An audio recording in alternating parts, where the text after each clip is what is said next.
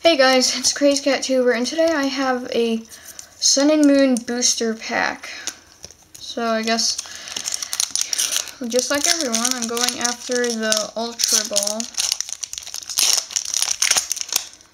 Forget which way the codes are facing. So I'm just going, oh my gosh, white code.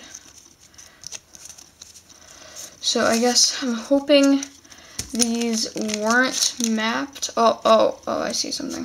Crushing Hammer, Charjabug, Dragonair, Paris, Caterpie, Makuhita, Chinchou, Togedemaru, Meowth, Prismarina GX. Oh, I forgot. I did it per card trick wrong.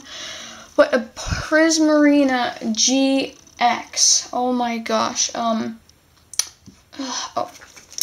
Because I have a Roaring Skies sleeve right here. Oh, isn't that hilarious?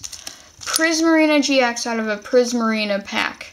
That is just hilarious. So, I will in the future be doing more card videos. This was kind of a test, but, you know, it was worth it. Prismarina GX, so, well, I'll see ya.